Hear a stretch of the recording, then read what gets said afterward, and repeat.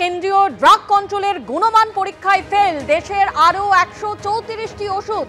নামী ব্র্যান্ডের আরো 134টি ওষুধ ইনজেকশন ফেল। কলকাতার বাজার থেকে নিয়ে সেন্ট্রাল ড্রাগ কন্ট্রোলের ল্যাবে পরীক্ষার পর not for standard quality drugs ঘোষণা। সরাসরি এই মুহূর্তে আমাদের সঙ্গে রয়েছেন আমাদের প্রতিনিধি সন্দীপ সরকার। সন্দীপ, কেন্দ্রীয় ড্রাগ কন্ট্রোলের যে রিপোর্ট এবং তাতে গুণমান পরীক্ষায় ফেল করা যে ওষুধের তালিকা, তাতে কোন কোন ওষুধ রয়েছে? দেখো, গতকাল 144টা ওষুধের তালিকার খবর সামনে এসেছিল, যেটা সেন্ট্রাল ড্রাগ কন্ট্রোল বিভাগ তার গুণমান সঠিক নয় এবং not of standard quality drug ঘোষণা করেছিলেন। আজকে আবারও নতুন করে আরও 134টা ওষুধের তথ্য সামনে এলো। সেন্ট্রাল ড্রাগ কন্ট্রোল বিভাগ যে 134টা ওষুধকে ওই একই রকমভাবে নট অফ স্ট্যান্ডার্ড কোয়ালিটি তারা ঘোষণা করলেন, অর্থাৎ গুণমান সঠিক নয়। এই নতুন করে যে 134টি ওষুধের তালিকা সামনে এসেছে, এই 134টা ওষুধের মধ্যে কলকাতার বাজার থেকে ল্যাবে টেস্ট করা হয়েছে 23টা ওষুধ যারা পরীক্ষায় ফেল করেছে। সেই 23টা ওষুধের মধ্যে কি কি রয়েছে, যেটা এই তালিকা ঘেটে যেটা দেখা যাচ্ছে, তার মধ্যে রক্ত জমাট বাঁধা ঠেকাতে ব্যবহৃত হওয়া ওষুধ, হৃদরোগে আক্রান্ত, স্নায়ু রোগে আক্রান্ত মানুষজনের রক্ত যাতে জমাট না বাঁধে শরীরে, তার জন্য চিকিৎসকেরা ওষুধ দিয়ে থাকেন।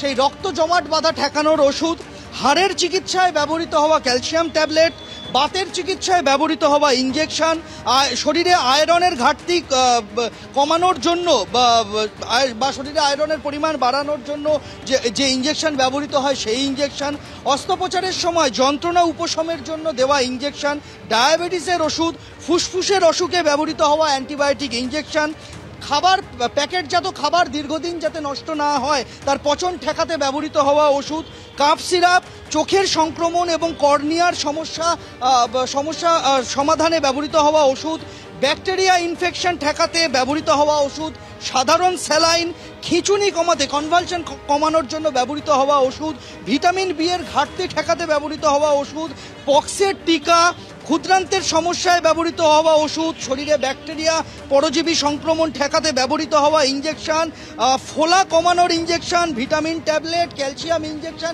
কি নেই এই তালিকায়। এবার কথা হচ্ছে যে এই ওষুধগুলোর সমস্যা কোথায়, কেন এদেরকে বলা হচ্ছে যে এদের গুণমান সঠিক নয়, তার ব্যাখ্যাও কিন্তু দিয়েছে সিডিএসকো, মানে কেন্দ্রীয় ড্রাগ কন্ট্রোল বিভাগ। তারা বলছে কোনো ওষুধে ওষুধ কম জল বেশি, কোথাও প্যাকেটের গায়ে যে নাম লেখা রয়েছে ভেতরে রয়েছে আরেক ওষুধ, কোথাও ট্যাবলেট শরীরে খাবার পরে শরীরের ভেতরে গিয়ে দ্রবীভূত হচ্ছে না, শক্তই থেকে যাচ্ছে। কোনোটায় আবার ওষুধের যে পরিমাণ ওষুধ আছে বলে প্যাকেটের গায়ে দাবি করা হচ্ছে, ভেতরে সেই পরিমাণটা নেই। কোনো ক্ষেত্রে আবার গোটা ওষুধটাই জাল, কোথাও ওষুধ নিম্নমানের, কোনো ক্ষেত্রে দেখা গেছে ওষুধের মধ্যে মিশে রয়েছে অপ্রয়োজনীয় দূষিত পদার্থ, কোনো ক্ষেত্রে সঠিকভাবে পরিশোধিত তরল দিয়ে ওষুধ বানানো হয়নি, কোথাও ট্যাবলেটের গায়ে দেখা গিয়েছে কালো কালো ছোপ, কোথাও ট্যাবলেট ক্যাপসুলের যে ল্যামিনেশন কোটিং হয়, যে ট্যাবলেট ক্যাপসুলের একটা ল্যামিনেশন থাকে, সেই ল্যামিনেশন কোথাও ত্রুটিযুক্ত, সেরকমটা রিপোর্টে উল্লেখ রয়েছে। কোথাও বলা হয়েছে যে ড্রাগ কন্ট্রোলের গাইডলাইনের বাইরে গিয়ে ওষুধ বানানো হয়েছে।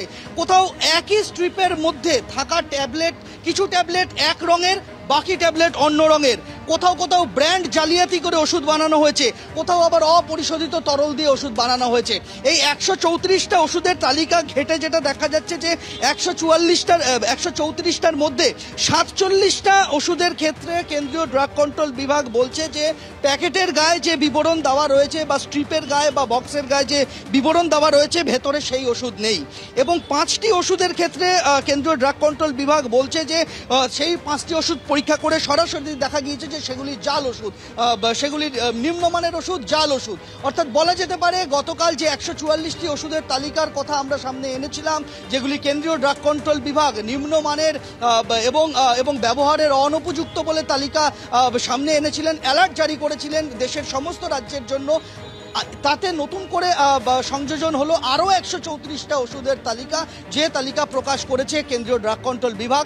যে ওষুধগুলি কলকাতা সহ দেশের বিভিন্ন শহর থেকে ডিসেম্বর মাস এবং জানুয়ারি মাসে পরীক্ষার জন্য কেন্দ্রীয় ড্রাগ কন্ট্রোল বিভাগের ল্যাবে পাঠানো হয়েছিল, সেই রিপোর্ট ফেব্রুয়ারি মাসে সামনে এসেছে। ধন্যবাদ।